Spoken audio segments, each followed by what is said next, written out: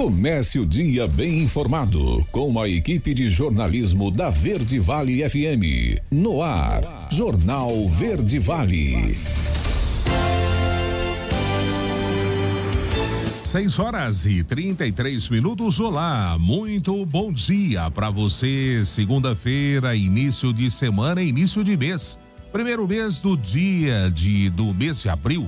Estamos começando pela Verde Vale FM, uma emissora do Sistema Verde Vale de Comunicação, mais uma edição do Jornal Verde Vale.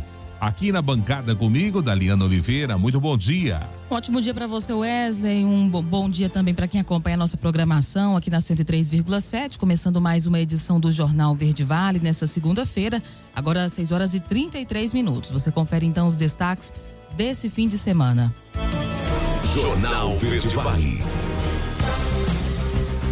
Comissão faz esforço concentrado no Senado para votar Código Civil. Mega Sena acumula e prêmio vai a 10,5 milhões de reais. Atlético Goianiense domina o Vila Nova e sai na frente da briga pelo título do Goianão. Eleições, Gustavo Mendanha desiste de transferir o título para Goiânia e vai trabalhar por Leandro Vilela em Aparecida. Detran Goiás derruba quadrilha por fraude em transferência de veículos. Governo antecipa o 13º de aposentados e pensionistas. TRE do Paraná inicia o julgamento que pode cassar o mandato de Sérgio Moro. Cimego alerta para risco de tempestades em Goiás ao longo dessa semana. Os detalhes destas e outras notícias você vai conferir a partir de agora, aqui no Jornal Verde Vale. A notícia em primeira mão. Jornal Verde Vale. Jornal Verde Vale. Verde Vale. Notícias do Brasil. Uma ótima manhã de segunda-feira para você, início de semana, início do mês de abril. Que seja este um mês abençoado para você, no seu trabalho, no seu seio familiar. Sejam todos bem-vindos a mais uma edição do Jornal Verde Vale. Olha, a comissão de juristas responsável pela revisão e atualização do Código Civil promove no Senado nesta semana de 1º a 5 de abril um esforço concentrado para votar o relatório final com propostas de alteração em mais de 1.000 artigos e sobre temas de difícil consenso como o direito da família, dos animais e de propriedade. Um dos pontos que levanta polêmica no campo conservador, por exemplo, diz respeito ao direito do nascituro, o feto em gestação. O texto de um dos relatórios apresentados em fevereiro com o anteprojeto de proposta final diz que direitos antes do nascimento são protegidos para efeito do Código Civil. A expressão que aparenta limitar o alcance dos direitos do nascituro foi usado para alimentar notícias falsas, sobretudo em círculos católicos e de direita, de que a comissão de juristas estaria tentando facilitar o aborto. É o que aponta o professor e jurista Flávio Tartucci, um dos relatores da reforma do Código Civil. Organizações como a União de Juristas Católicos chegaram a publicar manifestações contrárias a toda iniciativa de revisão do Código Civil. Em resposta, Tartucci nega que proponha um novo Código Civil, tratando-se de uma atualização. Ele afirma que a comissão de juristas está muito longe de querer criar polêmicas ou trazer uma revolução de costumes. O primeiro Código Civil brasileiro com essa denominação data de 1916. Ele foi substituído pelo Código atual, que entrou em vigor em 2002, após 4 décadas de discussões. Alguns críticos pontuam que o Código atual tem somente 22 anos, motivo pelo qual seria cedo para promover uma revisão. E nenhuma aposta acertou as 6 dezenas do concurso 2.706 da Mega Sena. O sorteio foi realizado no sábado no Espaço da Sorte em São Paulo. Confira os números sorteados: 10, 11, 17, 24, 30 e 45. A Quina teve 66 apostas ganhadoras e cada uma receberá R$ 39.391,36. Outras 5.332 apostas fizeram a quadra e irão ganhar um prêmio de R$ 696,55 cada. Com isso, o valor estimado para o próximo sorteio na terça-feira amanhã, portanto, é de 10 milhões e meio de reais. E recesso fora de hora. A janela partidária cancela sessões da Câmara. Quem traz detalhes é Yuri Hudson. A semana que começa será marcada por pouco trabalho na Câmara dos Deputados. Não estamos no meio do ano e nem no início, mas ainda assim, os parlamentares terão uma espécie de recesso. recesso branco. Não há sessões previstas ao longo dos próximos dias. A explicação? Janela partidária. Momento em que deputados terão aval da Justiça Eleitoral para trocarem de partido sem perderem os mandatos. Por isso, há esse recesso para que os deputados fiquem nas bases eleitorais, articulando a troca de partido e também as eleições municipais de outubro. Sem sessões, sem trabalho e sem votações importantes. Entre elas, na Comissão de Constituição e Justiça, que vai analisar a situação do deputado Chiquinho Brazão, preso, acusado de ser mandante do assassinato da ex-vereadora Marielle Franco. Para a deputada Sâmia Bonfim, a decisão de adiar essa análise passa uma má impressão à sociedade. Assim como também não houve pressa ontem na Comissão de Constituição e Justiça, que postergou se a Câmara vai se posicionar pela manutenção da prisão dele ou não. Alguns argumentaram, mas não votar não significa que ele vai ser solto. Mas qual é o recado que está dando para a sociedade? Que para a Câmara não importa votar agora? Que não tem pressa? O caso também vai ficar parado no Conselho de Ética da Câmara. O colegiado recebeu na semana passada o pedido de cassação do parlamentar. Mas, segundo o deputado Lomanto Júnior, o tema só deve voltar à pauta na semana que vem. A minha ideia era fazer a reunião semana que vem. Eu não sei se os parlamentares estarão aqui, se a gente tem condição de fazer uma reunião virtual, já que para instalação de processo e realização de sorteio não tem exigência de quórum. Mas como são temas também extremamente complicados, difíceis e que eu acho que exigiria uma presença maior de todos os parlamentares aqui. A expectativa é que as votações no plenário da Câmara dos Deputados só retomem na próxima semana. Agência Rádio Web de Brasília, Yuri Hudson. Jornal Verde Vale. Notícias de Goiás. 6h39 e o ex-prefeito de Aparecida de Goiânia, Gustavo Mendanha, do MDB, desistiu de transferir o título para Goiânia, como havia anunciado à imprensa, estimulado pelo projeto de pré-candidatura ainda embrionário do ex-deputado federal e sobrinho de Maguito Vilela, Leandro Vilela, à cidade administrativa nas eleições de 2024. O entorno do político dá como certa a sua participação ativa na campanha do MDBista. Gustavo Mendanha e o presidente do MDB em Goiás, o vice-governador Daniel Vilela, foram designados pelo governador Ronaldo Caiado de conduzirem as articulações da base em Aparecida. Devem falar com Vilmar ainda nessa semana e comunicá-lo que ele não será o candidato pelo MDB. A reunião deverá acontecer até a próxima quarta-feira. O objetivo é dar tempo para Mariano seguir o seu projeto de reeleição em outra legenda, caso seja do seu interesse. O Departamento Estadual de Trânsito de Goiás derrubou uma quadrilha que aplicava fraudes em transferências de veículos nas cidades de Parainá, Iguara, Cachoeira Alta e Quirinópolis. Ao todo, 2 pessoas foram presas, uma está foragida e outras 10 ainda são investigadas. O grupo de criminosos contava com a ajuda de servidores da Circunscrição Regional de Trânsito, Ciretrando, VaptVupt, vistoriadores e também despachantes para aplicar esses golpes. De acordo com o Detran, a quadrilha foi descoberta pelo Serviço de Inteligência e os demais suspeitos são investigados pela Polícia Civil. Segundo o presidente do Detran, o delegado Valdir, há indícios de que o grupo esquentasse a documentação de veículos roubados em outros estados. O presidente confirmou a visita para as cidades em que os criminosos atuavam. Ex-marido preso, suspeito de matar empresária em Anápolis, tem prisão mantida pela justiça. Vamos conferir os detalhes com Andressa Vasconcelos. O homem suspeito de matar uma empresária a tiros na loja dela em Anápolis, no centro goiano, por não aceitar o fim do relacionamento, vai continuar preso. Ele passou por audiência de custódia na tarde desta sexta-feira. O investigado foi preso no Tocantins, onde permanece. De acordo com o delegado Ulisses Valentim, a justiça pode pedir para que ele seja transferido para um presídio em Goiás. O suspeito vai responder por feminicídio e por porte de arma de fogo. A vítima, Regiane Pires da Silva, de 39 anos, e o ex tinham terminado o relacionamento há 1 ano e juntos tinham 2 filhos. O casal estava em processo de divórcio. A mulher, por conta de ameaças, tinha uma medida protetiva de urgência contra ele. Regiane Pires estava no escritório de uma das 2 lojas do casal quando foi morta a tiros. De acordo com informações da Polícia Civil, Depois de cometer o crime, o investigado pediu para que o sobrinho dele, de 32 anos, buscasse o carro dele e levasse até Senador Canedo.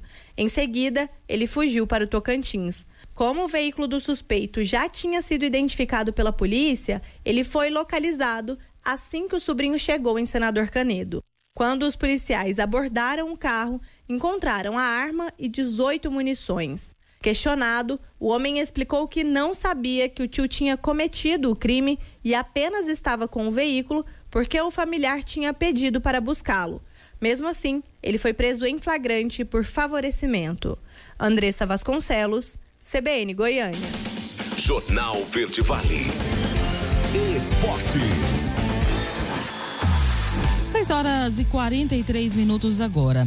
No jogo aberto, o Santos bateu o Palmeiras por 1-0 nesse domingo e saiu na frente na decisão do Campeonato Paulista. Ao lado do seu torcedor, na Vila Belmiro, a equipe alvinegra construiu a vantagem mínima no jogo de ida com um gol de cabeça de Otero no começo do segundo tempo. Foi a primeira derrota do time de Abel Ferreira no Paulistão, que pelo terceiro ano seguido sai atrás na decisão. Nos últimos anos, conseguiu virar. Com 1-0 em casa, o Santos agora basta empatar o jogo de volta domingo que vem no Allianz Parque para ficar com a taça que não conquista desde 2016. O Palmeiras, que busca um tricampeonato, vai precisar vencer por 2 gols de diferença para ser campeão nos próximos 90 minutos. Se os alviverdes vencerem por um gol de diferença, o título será decidido nos pênaltis. E o Atlético Goianiense saiu na frente na decisão do título do Campeonato Goiano. Na tarde deste domingo, a equipe rubro-negra não teve dificuldades para vencer o Vila Nova por 2-0 no Onésio Brasileiro Alvarenga. Os gols foram marcados por Luiz Fernando e Alix. No jogo de volta, o Dragão pode perder por um gol de diferença, que ainda assim se consagrará tricampeão. 6h44 e o Flamengo venceu Nova Iguaçu e ficou muito próximo do título do Carioca. Iveson Henrique é quem traz os detalhes da partida. Sábado movimentado com os estaduais pelo Brasil. No Maracanã, o Flamengo venceu Nova Iguaçu por 3-0 com o show do atacante Pedro, autor de 2 gols, e encaminhou o título carioca. A partida de volta acontece no próximo domingo. O clássico mineiro entre Atlético e Cruzeiro terminou 2-2. O Galo chegou a abrir 2-0 ainda no primeiro tempo. A Raposa reagiu e empatou na etapa complementar. A partida de volta ocorre no próximo domingo no Mineirão. Na Serra Gaúcha, Juventude e Grêmio empataram por 0-0 na partida de ida da final do Gauchão. O jogo de volta está marcado para a Arena do Grêmio no próximo sábado. Já no Paraná, o Maringá foi derrotado em casa pelo Atlético Paranaense por 1-0. O segundo jogo do confronto será também no próximo sábado, na Liga Arena, casa do Furacão. No Nordeste, destaque para o Clássico Rei entre Fortaleza e Ceará, que terminou 0-0 no Castelão, e para a vitória do Sport sobre o Náutico por 2-0 nos Aflitos. As partidas de volta ocorrem no próximo sábado. A Agência Rádio Web, com o giro dos estaduais, Iveson Gomes. Jornal Verde Vale. Agronegócios. 6h46. E o mercado físico do boi gordo se aproxima do final de março, amargando quedas no preço da arroba. De acordo com o analista de safras e mercado, Fernando Iglesias, o mercado do boi conviveu com mais um mês de quedas nas cotações e nesse último mês de março, em meio ao bom posicionamento de escalas de abate por parte dos frigoríficos. Ele ressalta, contudo, que a última semana o quadro começou a virar, com o pecuarista cadenciando o ritmo de negócios e conseguindo alguma recuperação nos preços. Ainda assim, conforme Iglesias, o segundo trimestre de 2024 deverá ser pautado por um quadro de pressão de oferta, especialmente entre os meses de maio e junho. Iglesias destaca que o mercado atacadista apresentou preços mistos ao longo de março. A demanda mais firme para que os cortes dianteiros do boi, mais acessíveis à grande parcela da população, contribui para a valorização. A notícia em primeira mão. Jornal Verde Vale. Jornal Verde Vale. Verde Vale. Notícias do Brasil. 7h em ponto, já de volta com o segundo bloco do Jornal Verde Vale dessa segunda-feira.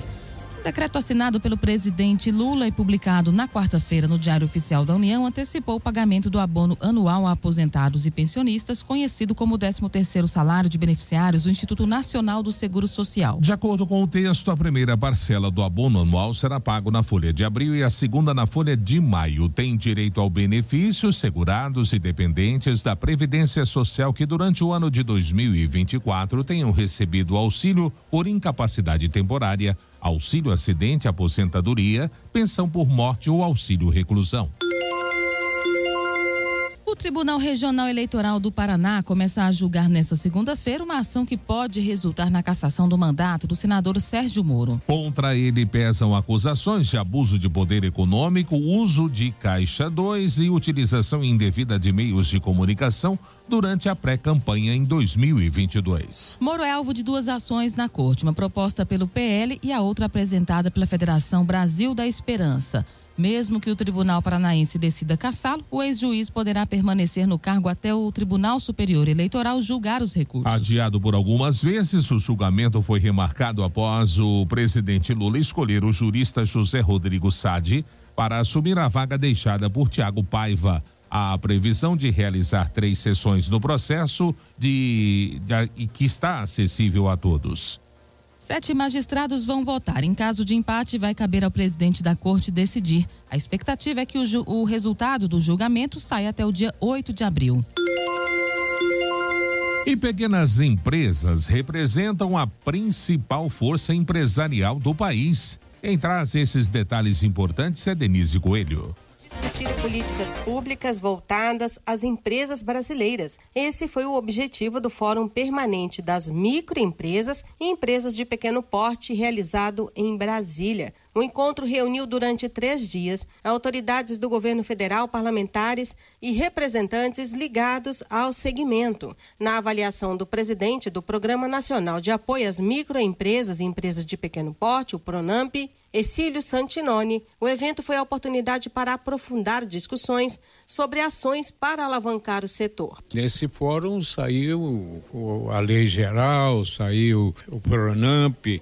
Basicamente, isso impacta totalmente. Se não tivesse o PRONAMP, nós teríamos, vamos dizer assim, o encerramento de atividades do dobro de empresas, do mínimo, que aconteceu durante a pandemia. O secretário nacional de Microempresa e Empresa de Pequeno Porte, Maurício Juvenal, ressaltou a importância do fortalecimento do setor para o país, a partir das discussões do fórum. Quanto mais políticas de desenvolvimento a gente tenha para ele, mais políticas sociais em desdobramento a gente acaba gerando. E quando o microempresário, o empresário de pequeno porte, quando ele cresce, o Brasil inteiro cresce, né? O reflexo é direto na economia e inclusive na geração de postos de trabalho. Afinal de contas, são os microempresários e empresários de pequeno porte que respondem por 70% a 75% dos empregos diretos no país. O Conselho Federal de Administração esteve presente no fórum. A autarquia foi representada pelo coordenador do Comitê de Racionalização Legal e Burocrática, Mauro Leônidas, ressaltou a relevância da presença do sistema na discussão, já que administradores têm atuação estratégica nesse campo. Então tem uma importância muito grande, porque nós discutimos aqui políticas públicas voltadas para as micro e pequenas empresas, que hoje correspondem a 99% das empresas do país, 30% do PIB da nação, né? E em torno de 80% do primeiro emprego. O CFA possui, inclusive, um projeto para capacitação de profissionais de administração com foco nas micro e pequenas empresas, em cooperação com o Ministério do Empreendedorismo, iniciativa que planeja renovar. Agência Rádio Web. Produção e reportagem, Denise Coelho. Jornal Verde Vale. Notícias de Goiás. 7h04. O Centro de Informações Meteorológicas e Hidrológicas do Estado emitiu um alerta nesse domingo para o risco potencial de tempestades na maioria das cidades de Goiás ao longo dessa semana. De acordo com as informações do relatório, a combinação do calor e umidade pode influenciar na formação de áreas de instabilidade no estado, ocasionando pancadas de chuvas isoladas e possíveis tempestades. Para Goiânia, a previsão do tempo alerta para a variação de nebulosidade, sol e pancadas de chuvas isoladas. A temperatura pode chegar aos 31 graus na capital, umidade relativa do ar variando entre 55% a 95%.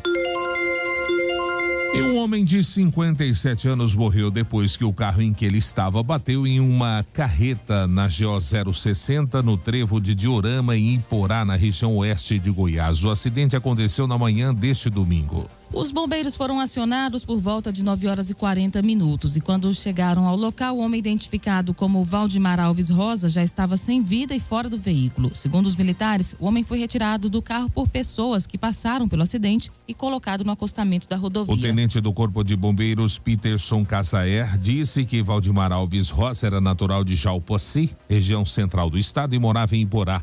A Polícia Técnico-Científica esteve no local e o Instituto Médico Legal fez a retirada do corpo do condutor. O motorista da carreta não teve ferimentos e ficou no local do acidente, aguardando a chegada da Polícia Rodoviária Estadual.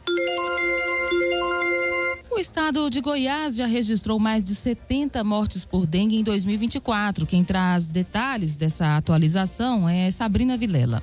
As doenças dengue, chikungunya e zika, causadas pelo mosquito Aedes aegypti, têm gerado preocupação nos últimos dias. Em Goiás, 74 pessoas perderam as vidas para a dengue. Foram mais de 70 mil casos confirmados e pelo menos 145 municípios estão em situação de emergência. O número é maior do que o registrado em todo o ano de 2023. Já a chikungunya, foram mais de 3.400 casos e uma morte. Esses números também superam todo o ano passado, além de 67 casos confirmados de zika. De acordo com o secretário estadual de saúde, Razível dos Reis, o pico da doença foi na 8ª semana epidemiológica, principalmente em municípios menores. Como medida para reforço contra a doença, foram criados 212 gabinetes de crise no estado. Ele reforça que é essencial continuar com todos os cuidados para eliminar os criadouros do mosquito. Ele conta que, apesar dos esforços para conter os criadouros, o período chuvoso gera preocupação. Então, a gente está naquele momento ali.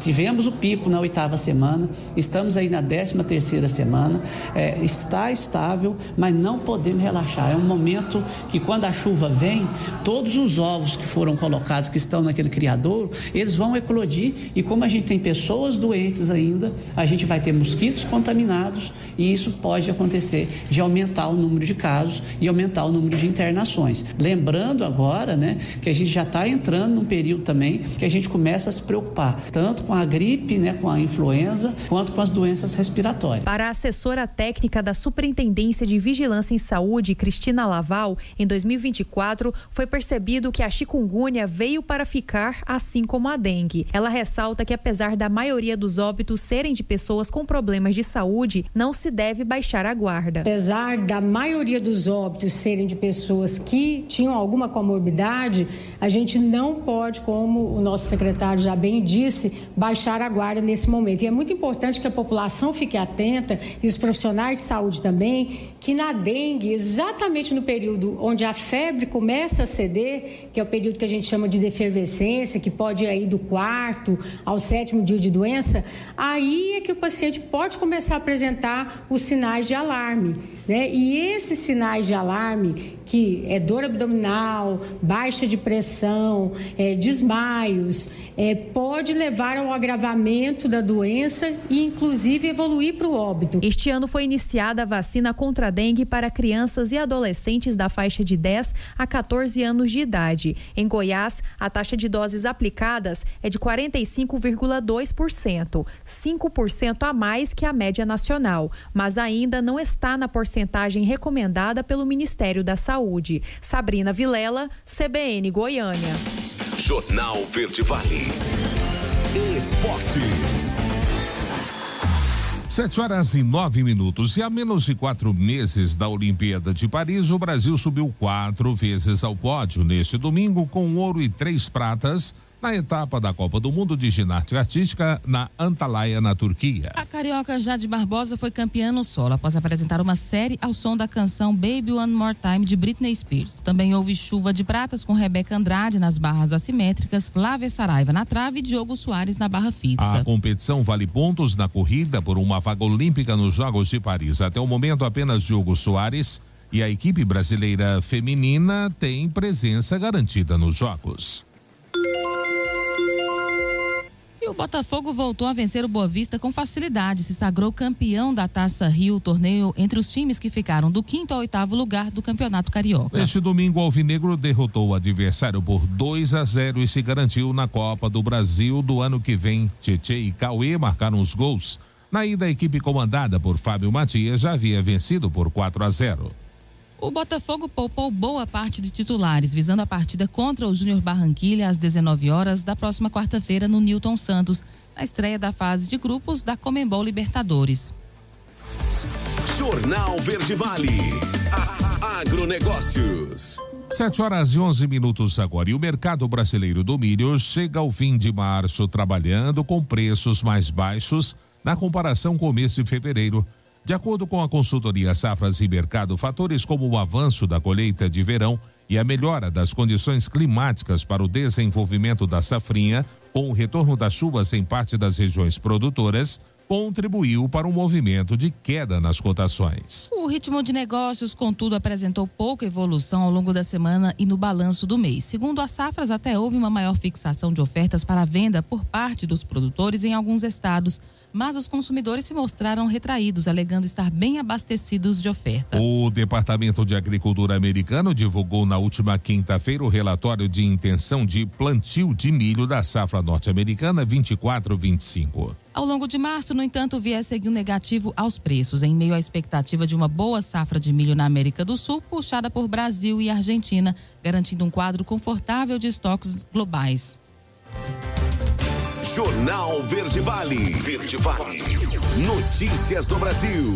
O governo federal quer fechar brechas usadas por investidores estrangeiros residentes em paraísos fiscais e detentores de criptomoedas no Brasil, o que inclui as criptomoedas, para driblar o pagamento do imposto de renda. As medidas serão incluídas no projeto de lei que altera a tributação de aplicações financeiras, anunciado pelo ministro Fernando Haddad e que será enviado em breve ao Congresso Nacional. A proposta do Executivo é voltada à simplificação e consolidação das regras de tributação das aplicações em títulos e valores mobiliários, das operações em bolsa e do investimento estrangeiro nessas duas modalidades. Não haverá mudanças de alíquotas, mas algumas alterações podem gerar ganhos de arrecadação para a União. Ainda assim, a estimativa é oficial. É de um impacto neutro, dado que os investidores podem ajudar as suas estratégias de investimento após as modificações.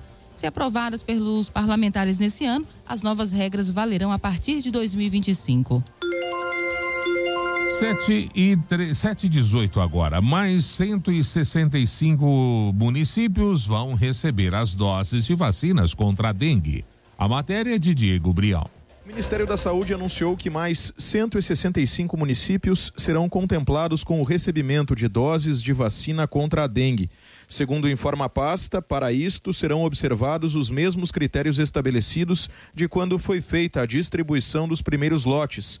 São eles: regiões de saúde com municípios de grande porte, com alta transmissão nos últimos 10 anos e população residente igual ou maior a 100 mil habitantes, levando também em conta altas taxas de transmissão nos últimos meses. O diretor do Departamento do Programa Nacional de Imunização do Ministério da Saúde, Éder Gatti, detalha o panorama da distribuição e a aplicação da vacina contra a dengue no Brasil. 1.235.000 doses distribuídas em 521 municípios. Elas são aplicadas pelos municípios e são registradas em sistemas de informação que enviam a informação para a Rede Nacional de Dados em Saúde, que permite a gente já disseminar esses dados consolidados de forma pública, né? E até o momento, 534.000 doses foram enviadas para a Rede Nacional até o dia 25 de março, ou seja, 43,29% do que foi distribuído. Temos 700.000 doses que ainda não subiram para a Rede Nacional de Dados em Saúde. Isso quer dizer o quê? Isso quer dizer que ou elas não foram aplicadas ainda, ou elas foram aplicadas e o registro ainda não subiu para a Rede Nacional de Dados em Saúde. Ainda segundo destaca o Ministério da Saúde, o imunizante é destinado a pessoas com idade entre 10 e 14 anos, que é o público que concentra a maior proporção de hospitalização pela doença. O esquema vacinal é composto por 2 doses com um intervalo de 3 meses entre elas.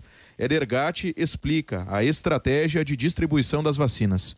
Essa primeira leva de 1.200.000 doses que nós encaminhamos aos municípios, elas são doses que foram doadas pelo laboratório produtor, e essa doação permitiu que a gente fizesse o início oportuno, rápido da vacinação, para dar tempo para o laboratório produtor poder fornecer para compra e com prazo de validade adequado. Então, dessas doses, 668.000 doses vencem no dia 30 de abril, e elas foram as doses que foram primeiramente encaminhadas para os primeiros municípios. A previsão do Ministério da Saúde é que na próxima semana as doses redistribuídas comecem a ser utilizadas a depender do processo de remanejamento próprio de cada localidade. Mais de 500.000 têm vencimento datado em junho e outras cerca de 80.000 no mês de julho. Agência Rádio Web. Produção e reportagem, Diego Brião. 7h16, último bloco do Jornal Verde Vale. Já.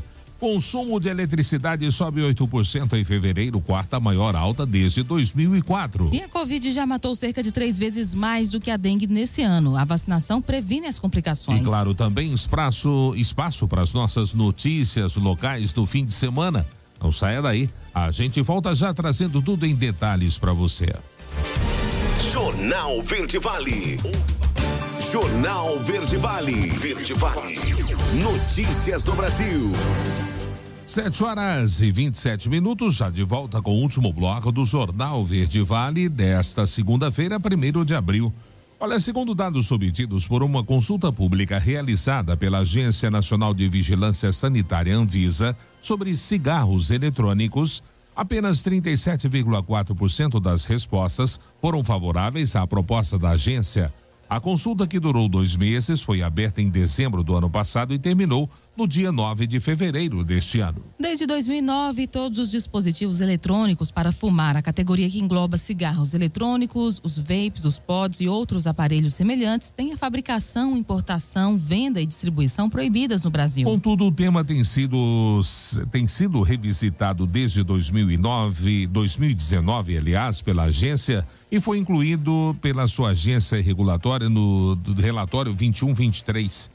No ano de 2022, após um período de recebimento de contribuição para a tomada pública de subsídios, a Anvisa emitiu um relatório parcial de análise de impacto regulatório sobre o assunto, defendendo a manutenção do veto aos cigarros eletrônicos. Em contrapartida, a agência abriu a consulta pública para receber contribuições da sociedade civil sobre a proposta. Ao todo, foram registradas 13.930 manifestações, 13.614 de pessoas físicas e 316 de pessoas jurídicas. E o consumo de energia elétrica deu mais um salto em fevereiro de 8% em relação ao ano, quando atingiu 46.314 gigawatts-hora, é o que informou a empresa de pesquisa energética. E esse foi o 4º maior consumo mensal de toda a série histórica desde 2004, puxado principalmente pelas altas temperaturas e o maior número de dias do mês bissexto. A classe residencial continua sendo o principal destaque pelo 5º mês consecutivo, com uma alta de 11% no consumo de energia elétrica, enquanto que na indústria subiu 6,5% e no comércio 8,8%. O crescimento do mercado livre foi de 11,5%, enquanto o mercado cativo, as distribuidoras, teve uma expansão de 5,8%. O resultado reflete as migrações já previstas para 2024 pela Agência Nacional de Energia Elétrica, após a portaria que ampliou a possibilidade de migração a todos os consumidores de média e alta tensão. E a Covid já matou cerca de 3 vezes mais que a dengue este ano. A vacinação previne complicações. Vamos saber dos detalhes com a Milena Abreu.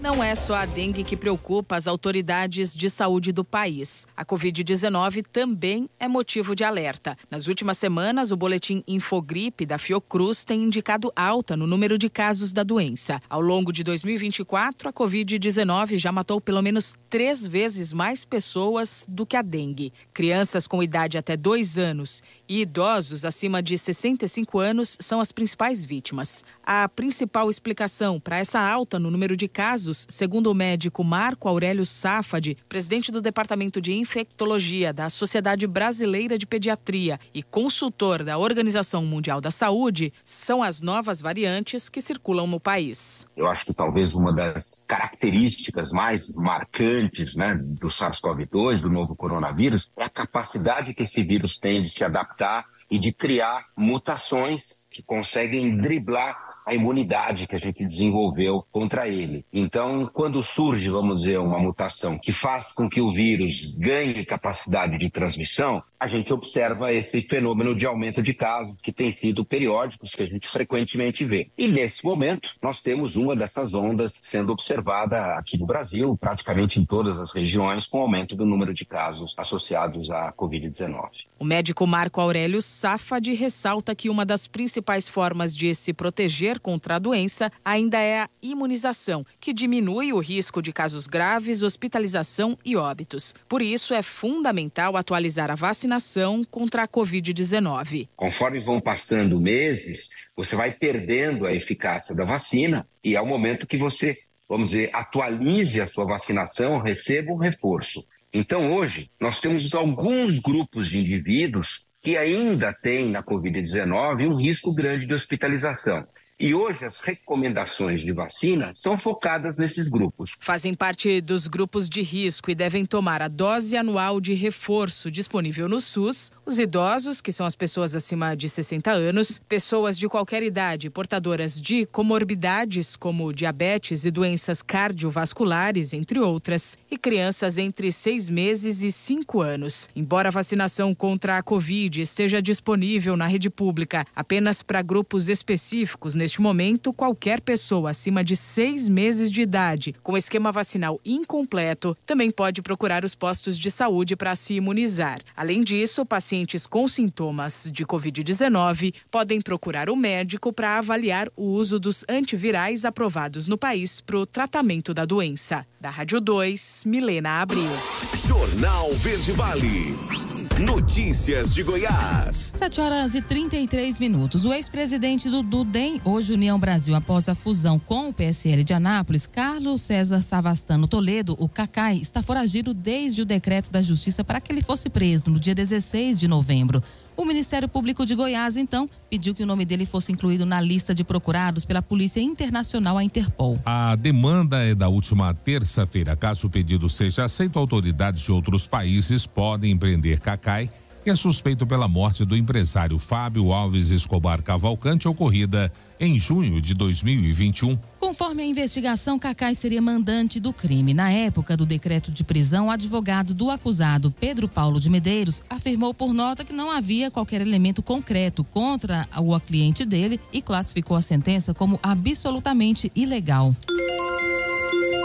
E a Comissão de Constituição e Justiça da Câmara de Goiânia aprovou durante a semana projeto que cria a carteirinha de identificação para pacientes de cannabis medicinal.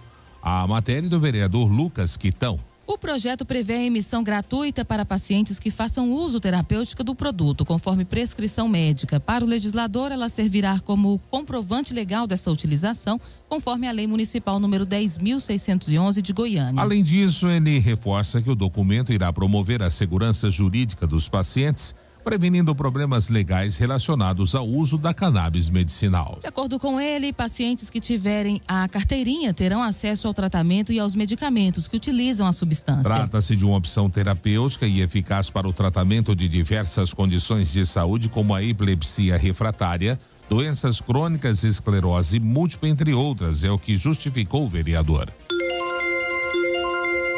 E mais de 10 vereadores de Goiânia devem trocar de partido durante a janela partidária. Fernanda Santos é quem traz detalhes.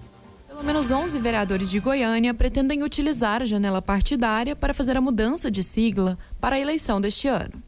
Até agora já fizeram a troca Leandro Sena, Welton Lemos e Paulo Henrique da Farmácia, que se filiaram ao Solidariedade. Luciola do Recanto deixou o PSD e se filiou ao MDB. O vereador Pedro Azulão Júnior disse à CBN que já se desfiliou do PSB, mas que ainda analisa as propostas de partidos. Já desfiliei do meu partido, do PSB, e estou com conversa aí com alguns partidos, viu? Já temos aí adiantado algumas algumas falas já e até quarta-feira eu tomarei essa decisão. O vereador Léo José também está sem partido e precisa escolher até o fim da semana que vem para onde irá, se quiser ser candidato este ano. Sandy Júnior, do PP, e Sargento Novandir, do Avante, afirmaram que vão se filiar à União Brasil. Além dos já citados, cogitam mudança de partido Igor Franco, do Solidariedade, Pastor Wilson, do PMB, e Wellington Bessa, que pode sair do Democracia Cristã.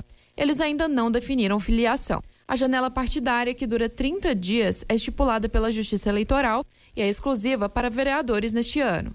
Depois de encerrado o período, não é permitida mais a troca de siglas para quem pretende se candidatar. Fernanda Santos, CBN Goiânia. Jornal Verde Vale. Esportes.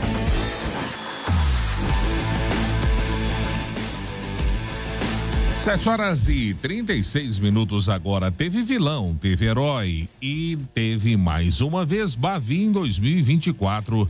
Em clássico eletrizante, o Vitória bateu o Bahia de virada por 3-2 na tarde deste domingo, pela partida de ida da final do Campeonato Baiano. O tricolor abriu 2-0 no segundo tempo, mas viu um Leão aguerrido que buscou a virada com Matheus Gonçalves 2 vezes e Yuri Castilho vindo do banco de reservas para largar na frente na grande decisão. Com o triunfo, o Vitória tem a vantagem de empatar o jogo de volta, marcado para o próximo domingo às 16 horas na Arena Fonte Nova, para ficar com o título. O Bahia precisa ao menos vencer por um gol de diferença para levar a disputa para a cobrança de penalidades. E o Fluminense divulgou na manhã desse domingo de Páscoa a lista com 50 jogadores inscritos na Libertadores. O atual campeão faz a sua estreia na próxima quarta-feira contra o Alianza Lima, fora de casa. A lista não tem muitas novidades. Se traz, além das figuras principais do elenco, nomes de diversos moleques de Xerém, vindos das categorias de base do tricolor, que podem servir como opção ao longo da competição para Fernando Diniz. Essa lista inclui ainda os números de atletas, com o 1 reservado para Fábio. O também goleiro Vitor Eudes terá um número mais alto, 98. Caso avance às oitavas de final, o Fluminense poderá substituir 5 atletas na relação de 50, com os novos nomes herdando os números utilizados pelos seus antecessores. Jornal Verde Vale. Agronegócios. E o primeiro levantamento para a safra 23-24 de algodão, realizado pela Companhia Nacional de Abastecimento, a Conab, aponta um crescimento de 2,9% na área a ser semeada, totalizando 1,71 milhão de hectares. A expectativa é de uma produção de pouco mais de 3 milhões de toneladas de pluma. Já a Associação Brasileira de Produtores de Algodão, a Abrapa, prevê um crescimento de 8,4% na área plantada com algodão, que deve chegar a 1,81 milhão de hectares, uma produção de 3,29 milhões de toneladas, 2% a mais em relação à safra recém-colhida. A Abrapa também reviu para cima a estimativa de produção para a safra 22-23. De acordo com a entidade, serão 3,23 milhões de toneladas de pluma neste ciclo, contra 3,07 milhões de toneladas esperados na reunião anterior feita em 30 de junho. O volume colhido representa uma alta de 26,5% em relação à safra passada 21-22. O dado divulgado pela Abrapa supera também o 12º levantamento da safra 22-23 da Conab para algodão, publicado em setembro, de 3,15 milhões de toneladas de pluma, 23,3% a mais do que na safra passada. A Abrapa informou ainda que as lavouras já foram 100% colhidas. 7h39, com produção em queda, o preço do leite sobe pelo 4º mês seguido. Os detalhes com Humberto Ferretti. O preço do leite no campo volta a subir. O valor pago ao pecuarista pela mercadoria entregue em fevereiro foi de R$ 2,23 o litro, na média. Avanço de 4% na comparação com o mês anterior, indica a pesquisa da Universidade de São Paulo, a USP. E existe a possibilidade de um repasse desse aumento para o consumidor nos supermercados. Mesmo assim, vale destacar que o leite ainda está 21% mais barato que um ano atrás. Até novembro de 2023, as importações em alta e o aumento da produção tinham feito a oferta crescer e a cotação cair. Agora o cenário mudou, muito por conta dos problemas climáticos que fizeram o preço do leite subir pelo 4º mês seguido, com excesso de chuva em algumas regiões e tempo quente e seco em outras. O pasto não se desenvolve da maneira ideal. Isso prejudica a alimentação do rebanho, faz com que a produção de leite caia e puxa o preço para cima. Uma opção para o criador de gado é investir mais em ração para os animais, porém o aumento da despesa normalmente é repassado para o consumidor, sem falar que o atual patamar de preço do leite não é considerado atrativo para muito pecuarista, que cortou investimentos na cultura, o que também explica a oferta menor e o preço maior. Da Rádio 2, Humberto Ferretti.